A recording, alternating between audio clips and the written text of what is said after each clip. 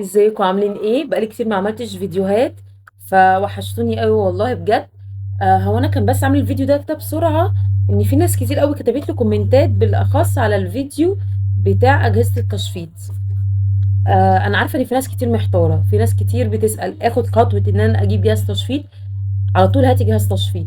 لو انت عندك بيبي تاني وجبتي يعني تاني بيبي ليكي او اخر بيبي ليكي، هاتي جهاز مستعمل انه خلاص هتستخدميه بس رضاعة البيبي واحد وخلاص. انما لو انت اول بيبي ليكي، لا هاتي جهاز تشفيط وهاتيه جديد مش مستعمل، عشان خاطر في بيبي تاني وفي بيبي تالت ان شاء الله او بيبي تاني حتى، فهيقعد معاكي هتستخدميه لمدة 4 سنين، فان هو يبقى جديد كويس. لو ظروفك مش متاحة أو يعني مش كويسة قوي، تقدري تجيبي مستعمل. ازاي اجيب مستعمل؟ تقدري تجيبيه من على الفيسبوك، من على اوليكس. المنصات دي كلها بتلاقي الناس عارضين اجهزة للبيع. عشان اشتري جهاز مستعمل لازم ابقى واخدة بالي من حاجة. واخدة بالي من ايه؟ واخدة بالي ان الجهاز ماركته معروفة. ان انت ممكن تجيبي جهاز الست فعلا بايعاه بالكرتونة، ما استخدمتهوش خالص، بس انت لما تاخديه ويحصل فيه اي حاجة، وهو ده معرض ان ده يحصل، ان انت تلاقي فيه حاجة قطعة ضاعت مش عارفة ايه، حاجة استهلكت. انت بتستخدمي الجهاز لمدة سنتين. فانت عايزة ماركة معروفة، تروحي لأي صيدلية كبيرة بتلاقي قطع غيارها. ايه النوع ده او ايه الماركة اللي انا اقدر اشوف فيها جهاز الاقي فيها يعني الاقي قطع غيارها موجودة في اي صيدلية؟ هي ماركة جرانازيا، ده اللي انا اعرفه، ده اللي انا جربته، عشان كده انا بنصحكم بيه. انا الحمد لله رضعت لمده سنتين، يعني انا الجهاز ده اللي هو جبته جرانازيوم، انا جبته لمده سنتين ونفعني جدا جدا جدا جدا، مش عايزه اقول لكم.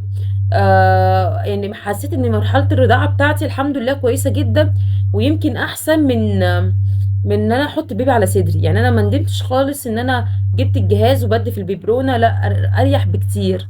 اهم حاجه نجيب جهاز كويس ونعرف نستخدمه كويس والكلام ده كله. الجهاز ايه اللي تجيبوه بقى؟ هاتي جهاز جرانازيوم. ممكن تجيبي اي حاجه جرانازيوم، بس بلاش تجيبي اليدوي. ليه بلاش تجيبي اليدوي؟ متعب جدا. يعني انا جبت الجهاز اليدوي وصدقوني يعني مش عايزاه، عايزه ارميه، عايزه اديه لاي حد. يعني لو حد عايزه ممكن يكتب في الكومنتات. وحش جدا جدا جدا جدا. هتحطي ايدك وتفضلي تك تك تك تك تك تك، فلا صعب. وبعدين على الناحيه التانية نفس الكلام، متعب جدا جدا جدا. انا في الاول جبته قلت مش مشكله هستخدمه شويه، ويعني ايه يعني هرضع كل ما اجي ارضع وحاجه سهله. لا صعب قوي، بلاش تجيبوه. هاتوا الكهربائي.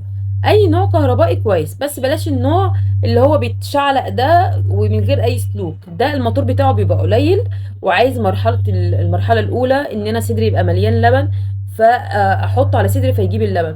طبعا بعد سنه صدرك ده ما بيبقاش بيتملي لبن، بيبقى كميه اللبن معقوله، فانت عايزه جهاز هو يشفط بقى يجيب كميه اللبن القليله الموجوده دي. فعشان كده لازم تجيبي جهاز يكون الموتور بتاعه كويس. فهاتي اي جهاز جراناسيا غير اللي هو متعلق ده، هبقى احط لكم صورته.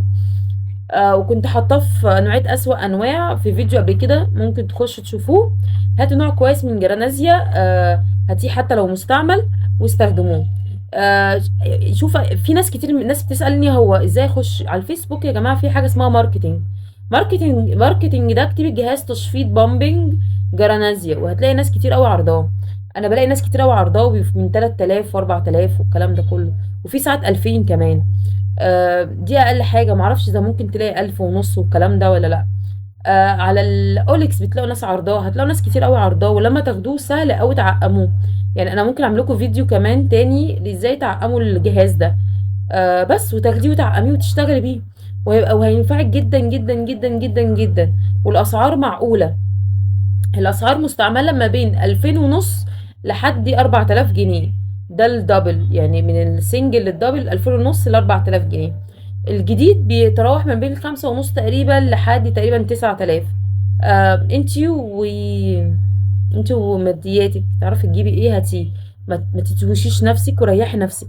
احنا بندفع فلوس في الاكل والشرب ومش عارفه وكهرباء واساسيات البيت. الجهاز ده اساسي، مش رفاهية ومش حاجة عادية ومش لبس مثلا ممكن نستغنى عنه ما نجيبش السنة دي. لا، الجهاز ده لازم تجيبيه. فترة الرضاعة كبيرة جدا.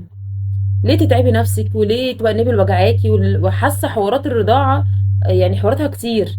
انا الحمد لله من اول ما جبت الجهاز وانا حاسة براحة نفسية رهيبة بجد. وده اللي خلاني انصح الناس بيه، ان بلاقي ناس كتير قوي مش عارفاه.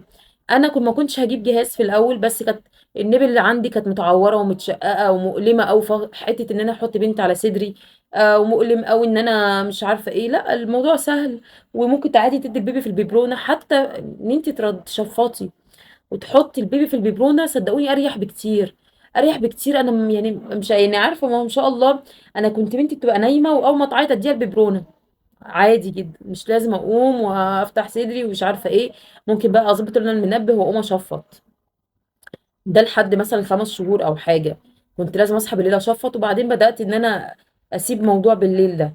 فحاولوا ان شاء الله تدوروا وتشوفوا جهاز مستعمل او جهاز جديد على قد قدرتكم الماليه، وهاتوا الجهاز وهينفعكم ان شاء الله في فتره الرضاعه. استخدموه كويس، مش هيقلل اللبن وهيزوده وهيعمل كل حاجه حلوه، وهتلاقوا ان الدنيا بقت راحه. واستخدموه بس كويس، ومش هينشف اللبن ولا اي حاجه، بالعكس ده بيزود كميه اللبن اكتر ما انت ممكن ترضعي ابنك. فاستخدموه وهتدعوا لي صدقوني. ولو في اي سؤال اكتبي لي في الكومنتات. انا مروه ام نيرس، وبحاول كده نساعد بعض يعني في معلوماتنا الطبيه ومعلوماتنا كأمهات. لو في اي سؤال اكتبوا لي في الكومنتات، وبرد على كل الكومنتات. ويعني باي.